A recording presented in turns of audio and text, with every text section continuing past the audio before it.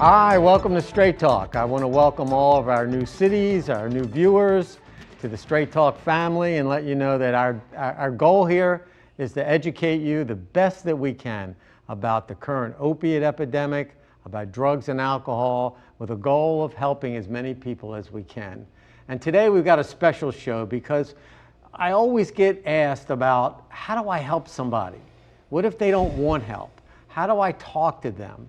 Usually a family member. And we're going to spend the show talking with someone who is an expert at helping to get people into treatment and helping families. And it's Don Sloane. Don, welcome. Thank you, Mike. Don's the founder of Recovery Care Partner and is what we call an interventionist. You see and you hear the word all over the place.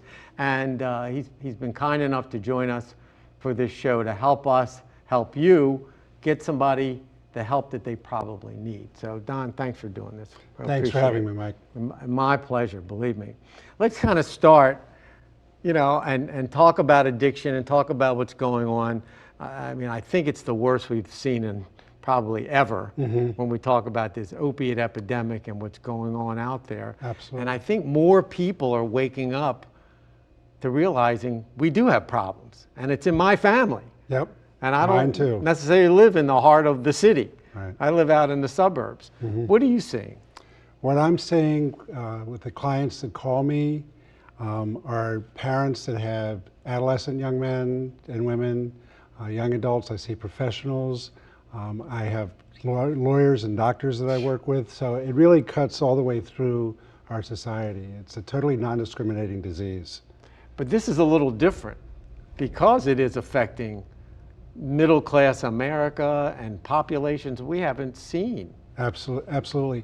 Last year, most folks I would imagine have seen on the news that they're now saying 65,000 deaths were attributable to opiate overdoses last year. In addition to that, there were 80,000 deaths attributable to alcohol. Wow. So this umbrella diagnostic term called substance use disorder, which includes alcoholism and drug addiction, is the third leading cause of death in the United States. Only cancer and heart disease kills more people.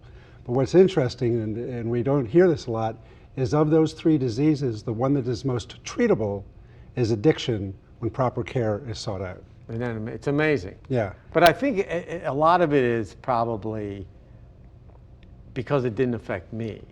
Well, And now all of a sudden, it's affecting families that never thought it could happen. that's a great point, Mike. I do a lot of public speaking, and I have a friend of mine that I do a guest lecture at George Washington University. And the last time I was there were about 65 adult learners in the room. And I asked, how many of you have never been impacted firsthand by alcoholism or drug addiction? Out of 64 people, 4 people raised their hand. That never were. That were never, and I think 2 of them were kind of in denial. But the vast majority of us have been touched in one way or another by alcoholism or drug addiction. And some of us step up to it. Part of the reason why treatment is not sought out because of the cultural stigma that we still attach to people that have this disease.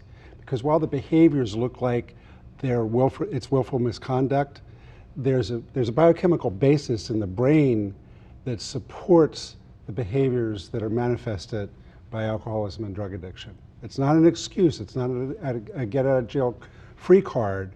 But there is a basis, and that's the disease mechanism of substance use disorder. So when we talk about it being a disease, you're talking it's a brain disease. It's a brain, absolutely.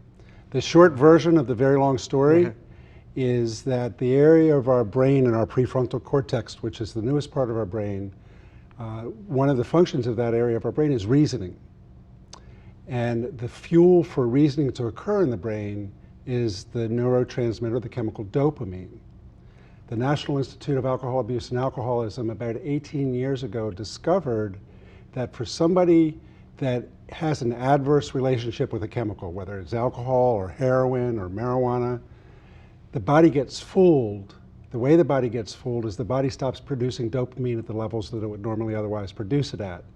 And the PET scans show that reasoning is functioning at about 20% of capacity for an individual that has an adverse relationship with a mood or mind-altering chemical. So the very part of one's brain that would say, hey, this is a really stupid idea, I could die from this, is basically on vacation. Wow.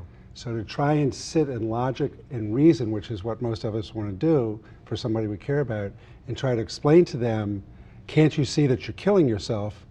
The fact of the matter is that they can't because of this brain malfunction. NIH went on to say that it takes on average of 6 to 24 months of complete abstinence before the body recalibrates the production of dopamine. And that's the key, Right. that time. Right. There are no, 28-day wonders, and we tend to say, go to treatment for 30 days and come back, and you need a long time. You need a long time. Do you think that in our society, especially with this opiate epidemic, that the pain medication that we've gotten so used to, like we're very fast food oriented. Right. I got pain, I want something to get rid of it right now. Fix it now. And I want to get rid of it quickly. Right. And I want the biggest thing I can do because I got something to do. Or that has to, and now we see mental pain and we see so many suicides. We're seeing what's going on. And it also is tied into pain. It seems like pain is our biggest problem. How do we cope with pain? Right, right. Is it okay if I tell a little personal story here? Certainly. So I'm in recovery a long time. I've been sober for a little over 34 years. I had neck fusion maybe about 2 years